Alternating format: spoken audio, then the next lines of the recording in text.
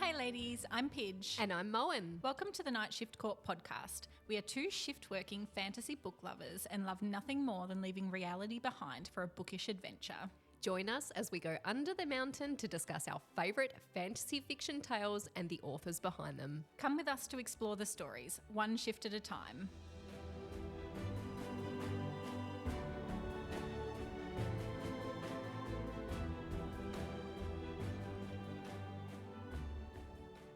Hi ladies. Hi! What am I going to do today?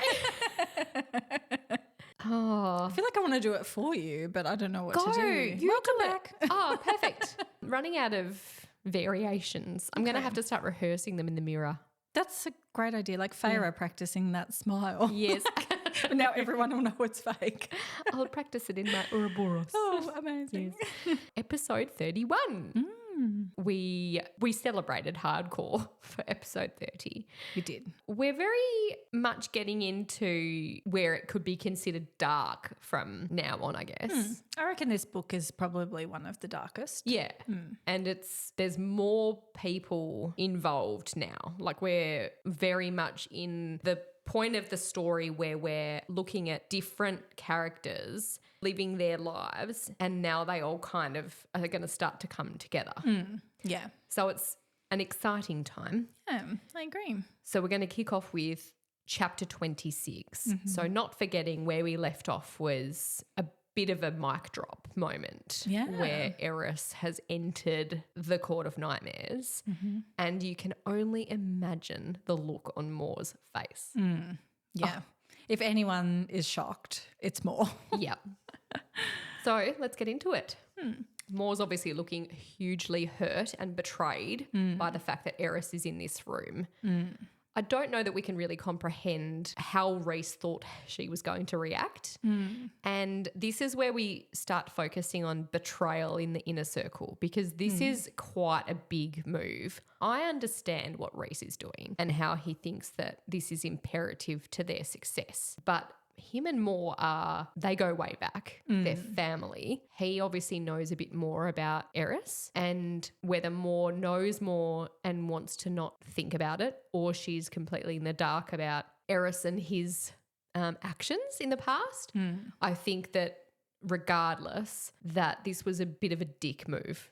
Yeah, I must admit I wasn't quite following what was going to happen here. Yeah. I was not expecting Eris to walk in, and then I was like, okay, he's here, but what does he have to do with anything? Because it was quite long ago when they discussed if Eris would share the fact that Farah has Beron's powers with Beron. So I'd almost forgotten about him, and then he comes back and I'm like, what do you know? Why are you important now? Yeah. So I wasn't really following, but Eris comes swaggering into the room full of confidence. Strutting. Yeah. And Reese is like, you know what, welcome. And he's like, it's been 5 centuries since I've been here, alluding to, I assume the last time Eris was there was when they were negotiating his engagement to Moore. So I would imagine. That was, 5 centuries ago now. It's a long time. Yeah. Reese tells Keir that Eris is willing to offer a formal alliance with the Autumn Court in exchange for his Darkbringer Legion. Yes. Keir says that it's not enough. And, he's milking it, isn't he? He is. I mean, they've been stuck under a mountain for however long. And this is what Keir wanted by marrying Moore off to Eris, was an alliance with the Autumn Court, and it was obviously ruined, and now he's getting another opportunity at that. So it is quite a big gift, really. Yeah. Do we ever really learn why the fracture in the relationship between Moore and her father? Like, do we really ever learn, other than this circumstance about the betrothal and the oppression, I guess, do we really know why? Like, is it because she's a girl? Well, I think it's just that the women of her family have been traditionally married off, and she was a chess piece that he had planned for many, many years, because obviously they're immortal, had planned to play that chess piece, and her chess piece was that she was a young virgin, and then she went and ruined that. And he can, if anyone can hold a grudge, it's my man Keir. Yeah, he's Doesn't matter who you are, family or not, nasty. you know, He's he nasty. treats everyone the same. Yeah. Anyway, Okay. so Keir says that he actually wants access to Valaris. He knows about it through whatever means, and it was quite obvious to me when I was reading it that Keir only wants access to Valaris because it's a place that Mor cherishes, and that this is one of the only ways that he's able to get back at her for her behaviour towards him. Yeah. He feels hard done by her. Why would you care so much? Like, do you know what I mean? She's not going to flip around and do things that's going to matter now. You know, the damage is They are done. immortal, so, you know, they don't have a lot else. You know, Yeah, why I not? suppose, Why not? yeah. That's right. Eris is actually not on board. He said, you know, I forgot how relieved I was when our bargain fell apart the last time, which was interesting to me because that signals to me that he was indeed relieved not to be engaged to Mor anymore, and I wonder why that is. But anyway, Wonder why? Do you wonder? I do wonder why. Yes. Reese agrees that the people will have access to Valaris. However, the details around their access, so how many, how often, etc., will be negotiated at a later time. Part of the negotiation also is that Feyre asks Keir for the Ouroboros Correct. mirror. Yes. Thank you. Yes. I appreciate that. She wants it. Keir says, who told you that I have it? Which I actually found really interesting. That was his first response, because why is he questioning why she knows? And it makes me think that maybe it was a secret that he has it, and there's only a handful of people who know that he has it. And as a result, he would be able to narrow down who it was that told Feyre. And we're talking about the prison and the bone carver. So like if only two people knew that Keir had it and one of them was the bone carver, he would be able to narrow down the fact that Feyre has gone to the prison, they've negotiated for something, and that's what the bone carver wants, and what's he going to get in return. So I feel like Keir is trying to understand what is happening outside of this discussion. Yeah. Do you know what I mean? Piece it all together. That's right. Yeah. Yeah, because he's got nothing otherwise. Like he's got no shadow singers. Yes, that's right. He's very bored. Yeah. So he actually offers it to Feyre as a mating gift. That's nice, isn't it? Is it though? Especially. He's such a douche. I find him just irritable. He irritates me. So he says to her, to take the Ouroboros, to claim it, you must first look in it. Everyone who has ever attempted to do so has either gone mad or been broken beyond repair. So essentially you look in this mirror and you've gone crazy. And you lose your shit. I love that it's another Snow White reference. Yes. We've seen a few of those in this series so far, Yeah. with the glass box and the apple and, you know, all that sort of stuff. Yep. But this is the next one. So Yeah. I love the continuing theme of Snow White. And it's the same with the Queen. She does. Her vanity turns her cray-cray. So, exactly. yeah, it's a very strong reference. Keir goes to leave now that the negotiation is done. It was very quick. It was quick. And says, Lord Thanatos is having difficulties with his daughter again. He requires my assistance. The first time I read that, I didn't think much of it. But the second time I read it, I looked up the name Lord Thanatos, because It's a Greek word. yes, it's a very Greek. It is. Yes. Nothing that Sarah does is coincidence. No, we've established that at this point. And I'm sus. I'm always sus. And the fact that she has written this and that name, immediately I was sus. So there is already a theory out there about Lord Thanatos, and he is mentioned in the Crescent City novels as the fourth Prince of Hell. Okay. So now, not forgetting, I've only read one of these. Yeah. So don't spoil it. No, for that's anyone. all I'm going to say about Crescent City. Good. But there is a Lord Thanatos in Crescent City who is Okay. the fourth Prince of Hell. Interesting. So we have talked before about like the pond at the Spring Court and things potentially being links to other series. Yes. And I think that this is just another one of those situations. Cool. However, another theory, Okay. you know I love them, I do. is that Keir is actually using a coded language to communicate to Mor and or to Eris. Oh. Hear me out. So Lord Thanatos, as you know, is a figure in Greek mythology. Yes. And is the symbol of death. Correct. But specifically non-violent death. Yes. Lord Thanatos has siblings, many in fact. One of them is called Kyr, and the symbol for Kyr is the symbol of violent death. And Eris is another sibling of Lord Thanatos. Right. And the Roman equivalent of Eris is the word Mor. Ooh. So the theory is that Kyr is using a coded message to say there is some sort of rebellion happening within the Night Court that is either violent or non-violent. So he's used the word Lord Thanatos as his way of saying there is a non-violent revolution happening within the Night Court. Wow. Thoughts? I don't know where my brain's going to go now. Not something that I considered. I was like, oh, it's an off the cuff. But you have an exceptional skill in picking up off the cuff and transforming it into a wild theory. Into another book. Love that. I'm very curious about this. I don't find it hard to believe that it is code for something. I don't know what it means though. So like he's sort of said he's having issues with his daughter again. So, you know, remembering that Mor is Kyr's daughter. So anyway, just a theory out there that there could be some sort of message between the symbolism of all those characters and the fact that they're siblings and that she could have named that man anything. Yes, but she didn't. She could have named him, I don't know.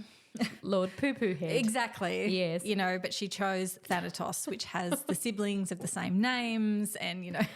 I would just like to preface that before this episode recorded, we did try and get silly to exemplify the unhingedness that is our second and third episode of recording. And this is the first of today. And we do try to be consistent with how unhinged we are. And I would love to just draw your attention to the fact that I said Lord Poo Poo Head in episode 1 of recording for today. You're welcome. Oh, I love it. I love it. Yes. Anyway, moving along. Feyre asks how Eris came to be a part of all this. And Eris knew that Rhys would come to see him and if he had revealed that Feyre has these powers. I feel like Rhys is a little bit like Santa. He knew he would come. He knew he'd been to his brothers. It's his turn for a present. Another Santa reference. Yeah, There's plenty. Santa and Snow White. I love it. I love how Eris is really nonchalant during the whole exchange. Does that remind you of any other character? Yes, quite. Yes. Do you know where I'm going with this? I do. So the heir of autumn just sipped his wine. Yes, he did. Yeah. And says, "You look well, Mor." Oh, this infuriates me to no end because she's like disgusted at this point. And Azriel, with the protective shadow daddy that he is, says, "You don't speak to her." But Azriel says softly.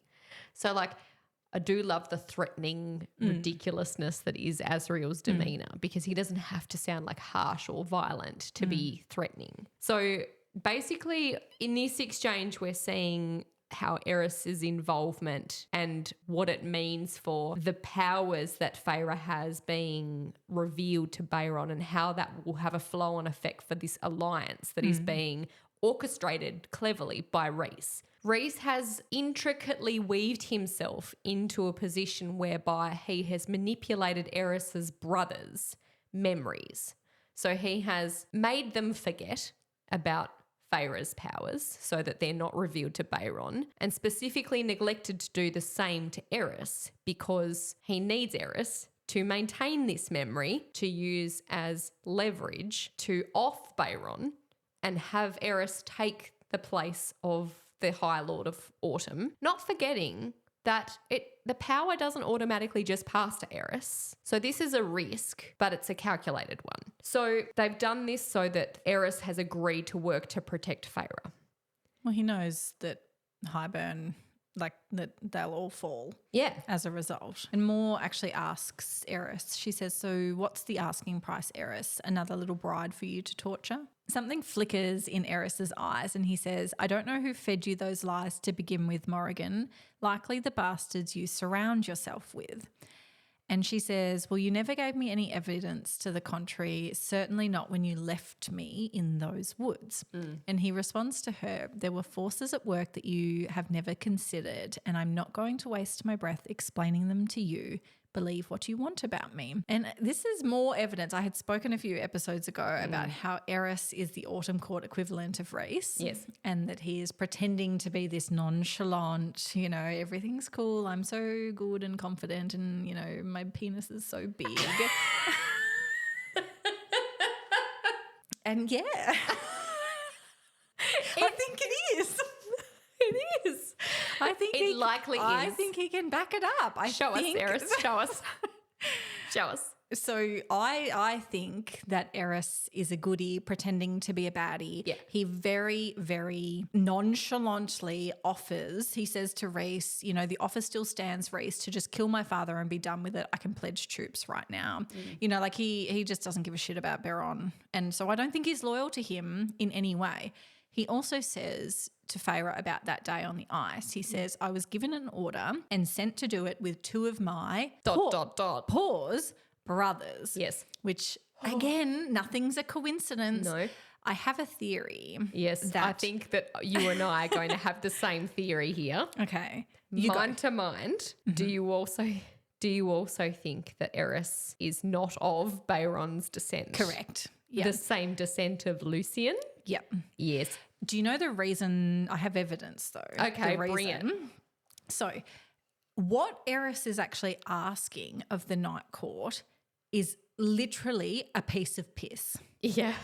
So what we know of how High Lord's power transfers is it is the strongest sibling, regardless of whether you want it or not. Tamlin is a perfect example of that, right? Correct. Doesn't want the throne but was the most powerful. So too bad, so sad. You get what you get and you don't get upset. Eris is saying, well, you'll support me when I make my bid for the crown. What bid? If you are the most powerful, you just have to you get it. Yeah. Or if you're not, you have to fight the one that is and kill them so that you then are. Yeah. So what does having Rhys and Feyre like in your corner? Yeah, like what does that actually give you? It gives you nothing. So he is actually bargaining for literally nothing. Interesting. So my theory is that he wants the Autumn Court crown, but he is not the heir of it. So what he's saying is that when his dad and all the siblings, his brothers, die, right? And then this is not Lucian because Lucian's not included. It's the other brothers that are left over in the Autumn Court. There'll be no one to take the throne. And so Eris is saying when that happens, that's when I want the Night Court It'll be support, a choice. because that will be some other sort of meeting amongst the other High Lords who will vote, as an example. And so he will then be able to rely on the Night Court's vote, who is the biggest territory and therefore potentially has the biggest say at this imaginary meeting that may happen that Sarah's not written about yet. Oh, yeah. Do you know what I mean? Hurry up, Sarah. Absolutely. It's 100% on board with that. Yeah. I definitely think, and this is curious for two reasons, because it's about Eris, but it's also about Lucian. Do we think that, because not forgetting they do have maternal pulls from Autumn Court because their mother is Lady of Autumn. Do we think potentially that's enough for them to still be in the running for this race, so to speak? Yeah, I don't know, actually.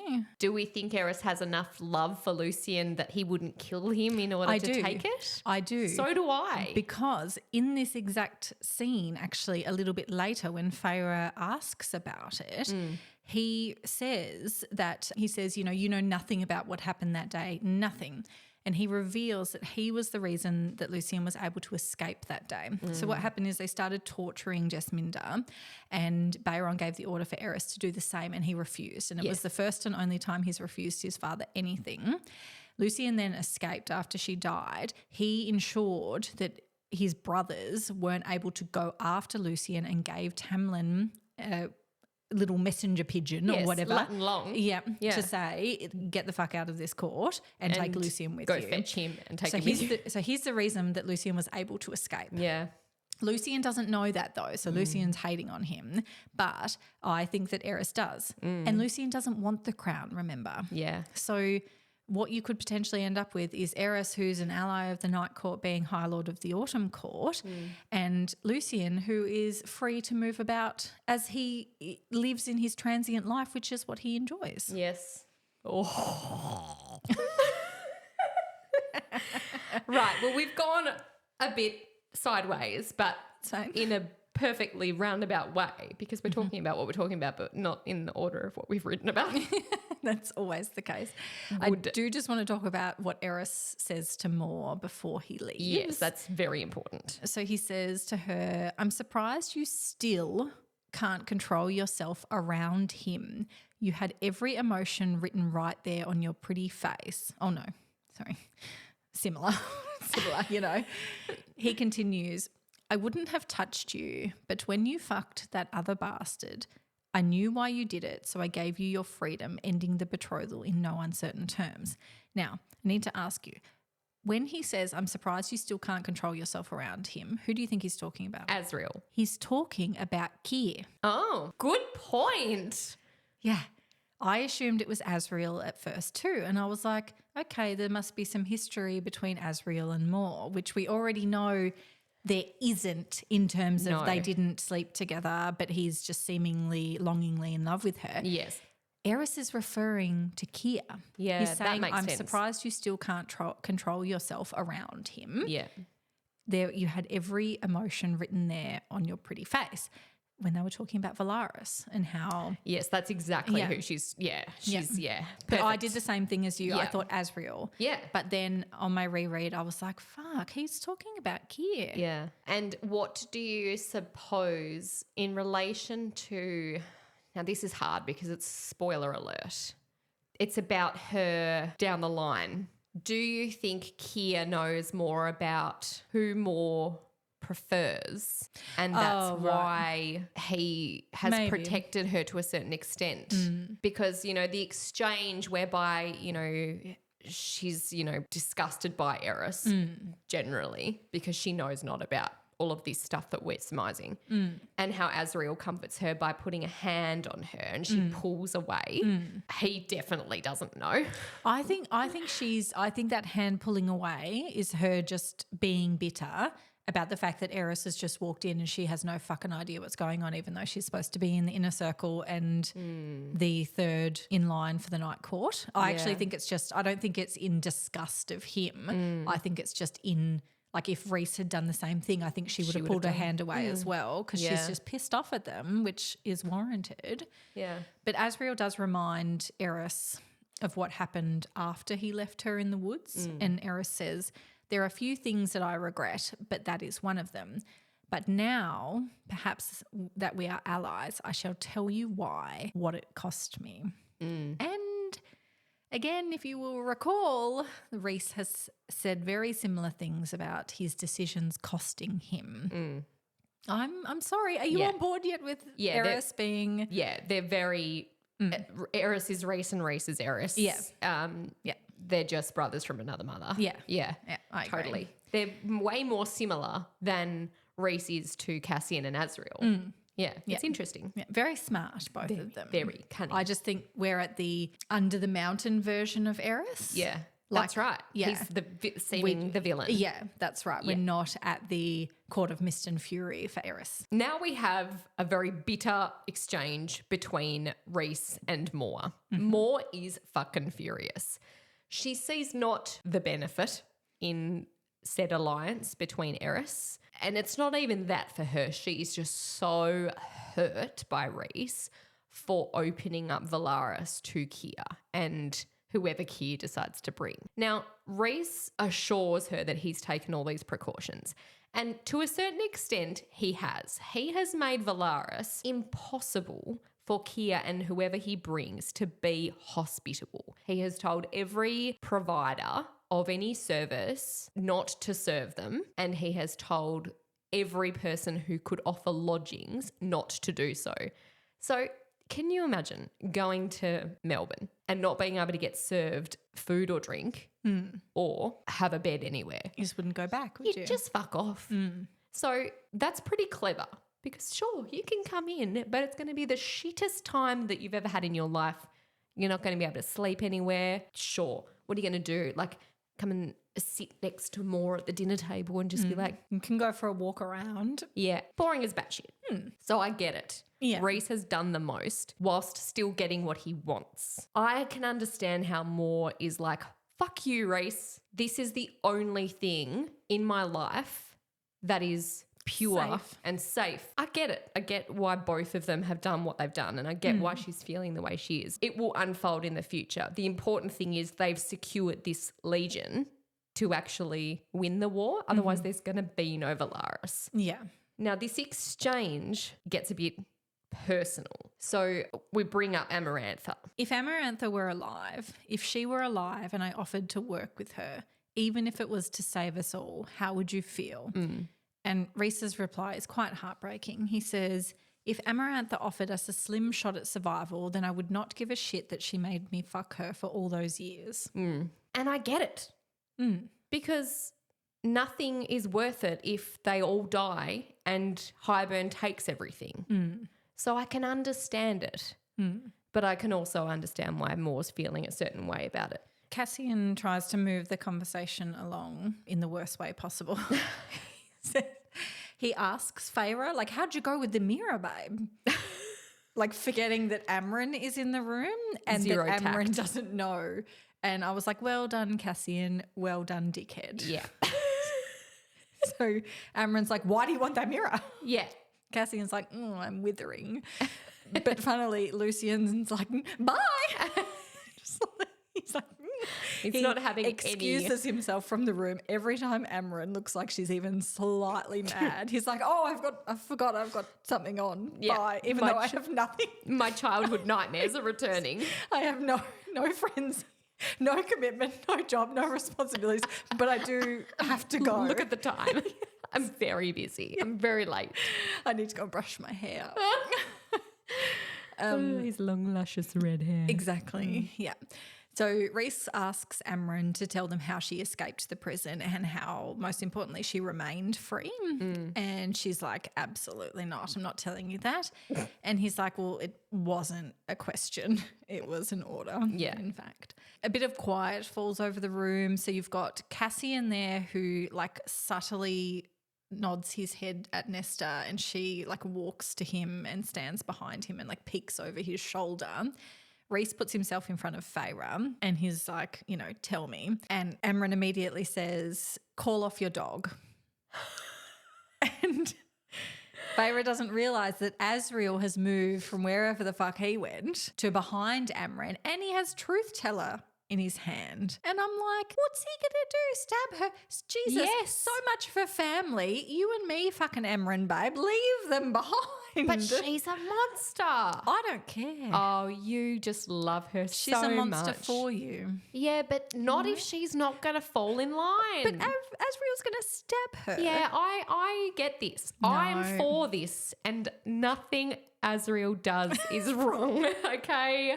That is a bad spiral to go down. Nothing that man does is wrong. Listen, I could be stabbed by Asriel and I'd be happy. You would and say I don't again. mean with Truth Teller. Again. Yes. Unhinged point 2.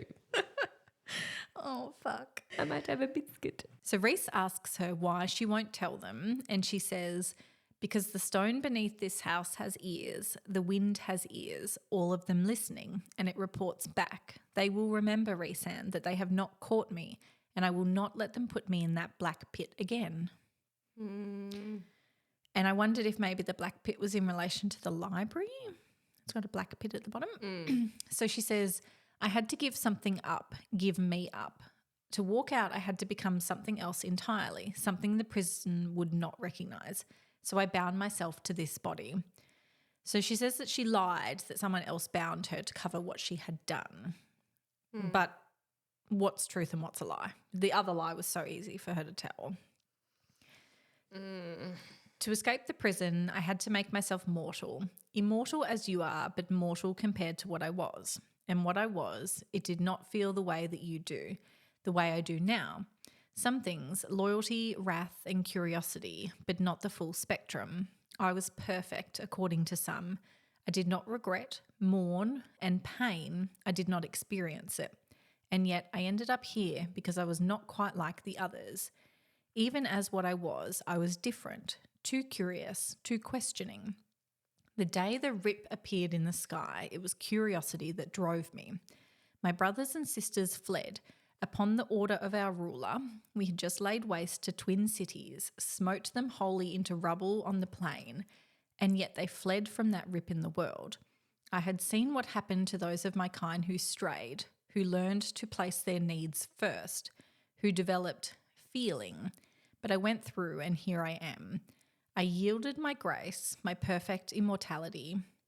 I know that once I did, I would feel pain and regret. I would not want, and I would burn with it. I would fall. So I bound myself to this body and shoved my burning grace deep into me. That's a lot. So my Amryn vibes are like fallen angel. You know, she'd mentioned like burning grace and, you know, loyalty and wrath and things like that. They're very angel-esque. The only other thing I was thinking with Amryn is dragon. Right? Like hoarding her jewels, falling, the fact that she's clearly a monster of some description, bound into a fae body, getting the dragon vibes from her, which, you know, I don't know what Amryn is, but I care to find out. Same. Give it to me. So Elaine interrupts the conversation, irrelevant as she is, and she says, I can hear her crying. Everyone thinks she's dead, but she's not, only different, changed as I was. And she elaborates and says, I saw young hands wither with age. I saw a box of black stone. I saw a feather of fire land on snow and melt it. It was angry. It was so, so angry that something was taken. So it took something from them as punishment. Cauldron. Yeah. Nesta. Yeah. You know. Yeah. But in the most roundabout way that Elaine could possibly describe it. The most value that she's added to this story. Yes. Even though it's much like value in Elaine. But. So Faye returns to Asriel and like she's like, what does that mean? And Asriel just looks at Elaine and just winnows away without saying a word. Rude. Yes. Bye. But, you know, he can do no wrong. I know. He's gone to find out. I'm sure he has, but like, wouldn't you be like, did I say that out loud or did no one else hear me? Did I think it in my head or? This is why Asriel reminds me of my husband because he doesn't say things that don't need to be said. Okay. He just goes and does them. Man of action. Abso-fucking-lutely. Yeah, brilliant. Oh dear. So Lucian arrives and he asks Feyre to have a healer look over Elaine because she's clearly mental, and Feyre's like, yeah, you know, here, and agrees. Also, Feyre asks Nesta about what happened in the Hewn city, about the exchange between her and Amryn because, you know, Nesta spends a lot of time with Amryn. So Feyre's fishing for detail. What we never actually really learn what they do because it's always just Nesta and Amryn sitting together quietly, isn't it? So like cagey. nothing, yeah. Yeah, really cagey. But Nesta tells her that she took her to a room full of treasure and Nesta had to look for weaknesses in the defences, but she basically, it was a flop. She failed every time. So the training continues. Kind of reminds me of like, you know, dark artifacts from Harry Potter, you know, like, and you have, like you sort of have to look at them and try and determine how to destroy them. Yes. Yeah. And I've often wondered, you know, the weird sound that they make? Like, can everybody hear that or is that just for the benefit of the audience? Because... Yeah, okay. You know, can Harry hear that or is it just us going? I can hear a similar noise every time I walk past our solar. Like we have solar on our house and there's like a box set up. Oh, it's awful. It's a Horcrux. Yeah. And I was like, must set the house on fire. Well, you are in Slytherin, so. Right? Yeah. Yeah. Okay. Anyway, so the next day, Feyre semi-successfully flies/winnows to the House of Wind and her landing is pretty poor. So cute little Cassian just throws up a shield before she like runs into the earth. So she says, I slam into a wall of crimson. Cute. Isn't that cute? Yeah. I love them. So she lands and Cassian has a little bit of a laugh about it. her landing. I mean, she's doing better than I. Better than most. They have a little training session and then she heads off for her lesson with Azriel. After her lesson with Azriel, she finds Moore in the townhouse and Moore explains to her that she has spoken both with Reese and with Azriel and that everything is settled. Like, war is hard and decisions are hard, and unfortunately you have to choose sometimes between making a hard choice and a harder choice, and neither of them are right, but you do have to decide. So she settles on the fact that she would have made the same decision as Reese, but she's just emotionally involved because it's Eris, but if it had been like some other random person, she would have made the same choice to ally with them and leave them with their memories to protect Feyre, her mate, blah, blah, blah, blah, blah. So the healer, Madja, she arrives. In fact, she finds nothing wrong with Elaine. Oh, funny that. She clearly hasn't. She's not a mental health officer. That's right, yeah. Madja is actually as old as the hills, and Feyre notes that she looks frail enough to fall down the stairs. God. And I just wanted to talk about that there's a way to determine someone's age when it comes to falls, right? Yes, there is. And I know what you're going to say. So at work, we determine someone's age based on how they describe the incident. So if you say to someone, I fell over, how old are you? Under 50. But if you say to someone, I've had a fall, you are over 50. It's all about how you describe the incident. Yes. Yeah. Or not old and old, because I've heard some under 50 say, I've had a fall. I'm like, oh, no. No. You, my dear, have fallen over. You have fallen over. Please don't. Yes. So Madja says that Elaine's body is fine, but she cannot enter her mind because she's cauldron made, and that the best way to figure out what the hell's wrong with her is to get Lucian to have a look at her because mates have this ability to sense issues with one another. So issues. So Nesta tries to be like, oh, absolutely not. But Feyre and Moore are like, yes. It's happening. Yeah. Get on board. So in and amongst the healing that's not very healing, there's some responses filtering in from other High Lords of other courts about the upcoming meeting to prepare for Highburn ally talks. So Helion has agreed to come. Thiessen has said yes, but only if it's on a neutral and safe location, which... Boring. Yeah. And Callias wants to bring armed guards. His bears. His polar bears. Spring, autumn and summer haven't replied.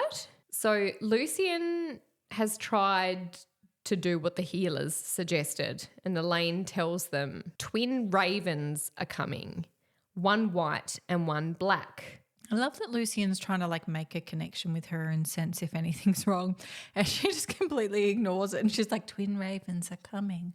One white and one black. And you're like, it's like... I was trying to see if there was something wrong with you. Clearly there is. It's Luna Lovegood status. But I do love this exchange and I love this whole play setting, and largely because Feyre and Moore are sitting drinking mint tea in a bay window. Yeah. And I just found myself lost in that thought because Elaine is so fucking boring. So everyone's trying to observe this exchange between Lucian trying to enter Elaine's mind, Elaine jabbering bullshit, and people craning around corners to see, and Amron's like this to Nesta. Yeah. It's a hilarious exchange. But anyway, it's a flop. We knew it was going to be a flop. I don't think that you could be mates and you can be Daymarty, and I reckon you'd still not be able to enter Elaine's mind, probably because there's nothing much in there to begin with. And the one thing is twin ravens are coming, one white and one black. Yes. Oh, piss off. They're always white and black, Elaine. Have you ever seen a fucking raven?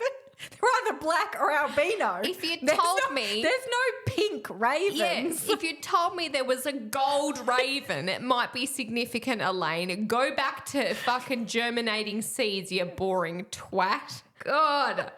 Why is she so frustrating? Yeah, no, it's not for me. Do you have more on Elaine, or can I move on?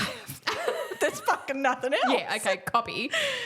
Okay. So all of the High Lords have agreed to the meeting except Tamlin at this point, and they just need to pick a location now. Well, how could he reply when he doesn't have an office? He's fucked it up. He can't even open the letter. The fax letter machine opener is disappeared. The fax machine is unplugged from the wall. Yeah. The cord detached from the body of the fax machine because his rage is fucking sky high. Yeah. So they just need to pick a location. So they're waiting on that. Meanwhile, Feyre's training with Az. Mm-hmm. She's still learning to fly. She's doing the do. But Azriel tells her that Cass and Rhys taught him to fly, and he learned late when he was locked away for most of his childhood, obviously. He tells her that Rhys once brought a story back from the visit with Miriam and Draken that he told to Azriel was a gift. It's a lovely gift. He's the highest lord. You think he could afford something? It's like, haven't I got a story for you? The fucking tea's here. Okay, so this is long. We'll do it together. Oh, as we are. As we do. When Miriam freed her people from the Black Land, she led all 50,000 of them across the desert to the shore of the Erethian Sea with Draken's aerial legion providing cover. The ships they arranged for transport had been completely annihilated. Draken's people, the Seraphim, are winged like Illyrians, but theirs are feathered. Angel-esque. Love that. Messy. It'd be like dog hair everywhere. It gets everywhere, but fucking another feather. Okay. Their women lead and fight and rule. Boss ladies. The Seraphim are all gifted with magic of wind and air, which is handy because they fly. You would hope. Yes. They cleared the sea in two. They cleaved the sea in two and made a path through the water. Yes, Jesus, our Lord and Saviour. It's very Jesus. It was a Moses. Noah. Noah. Who was it? Moses. Did I say Moses? And I said Noah. Noah built the ark. His ship crashes because fucking Moses is like, fucking move, bitch. My animals. No, they're all dead. I went to a Catholic school for fucking 11 years and I said Noah split the fucking Red Sea and you're the most atheist person. I went to the dingiest public school there ever was. Moses. But back to ACOTAR, they ordered the humans to run and Miriam insisted on remaining behind until all of the humans had crossed. Halfway through the crossing, when the enemy army had reached them, the Seraphim fought the vanguard and during the bloody melee, they did not see Miriam skewered by the queen. Can you imagine? Draken thought that she had made it out, so he ordered the parted sea to come down on the enemy. A very tactical thing, but obviously he would have been like, oh, fuck. She's dead. She did. Yeah. A young Seraphim cartographer named Nefel saw Miriam get skewered. Skewered's not a very pleasant word, is it? It's graphic, but It is, accurate. but it is accurate. Nefel's lover noticed her and Miriam were missing. Nefel reached into time just before the sea came crashing down. Because she was a cartographer, she'd been rejected from the Legion's fighting ranks because her wings were too small and the right one was a bit skewiff. Draken let her try out for the Legion anyway, but she failed as she could barely carry her shield due to her wing malformation. So she became a valuable cartographer instead and also Miriam's bestie, dearest friend. She was the lover. So one of Draken's generals was her girlfriend. Yes. That's right. Yeah. Yes. Yeah. Nefel found Miriam bleeding out and Miriam told her to save herself, but Nefel wouldn't leave her. She picked her up and flew. It defied all logic and training, but Nefel managed to fly her way across the sea floor. Her small wings made her able to make it through the labyrinth of jagged rocks. Nefel's lover made Nefel her wife that night. cute. Rhys, Cassian and Azriel adopted the Nephel philosophy that your greatest weakness can sometimes be your biggest strength, and that the most unlikely person can alter the course of history. Every year in Cretea, they would host the Nephel run to honour her, and Nephel crowns a new victor every year. That's nice, isn't it? Now you can kind of understand why it's a gift. Yeah. I feel like it's relevant to Azriel and also relevant to Feyre in this situation. Yes. That they've learned the lesson that your greatest weakness can sometimes be your greatest strength. That's exactly right. Yeah. A gift indeed. I mean, not the one that he was expecting, but the one he got. Yeah. Thank you. Thank you, Rhys. Very godly story, it is. but relevant. Yes. You know, like that they were going to get away on ships, so they didn't really have any other option. Yep. The next day, the girls are eating breakfast at the townhouse when Cassian and Azriel walk in.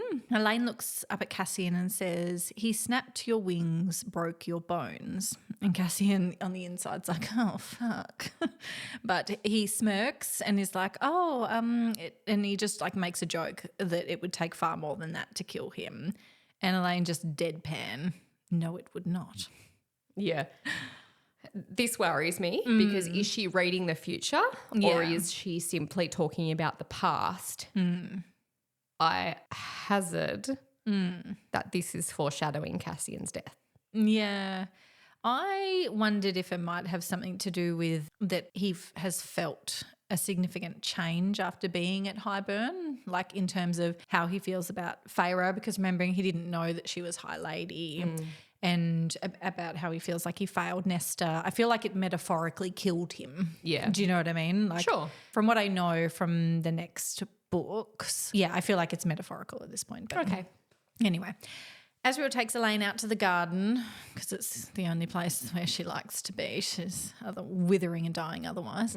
And Cassian flies Nesta up to the House of Wind to meet with Feyre, and they're going to the library today to have a look at some tombs to see if they can find any further information about repairing the wall and what the fuck Nesta's going to do about it. Feyre asks why Nesta pushes everyone but Elaine away. Before she can answer, they feel a ripple and a tremor.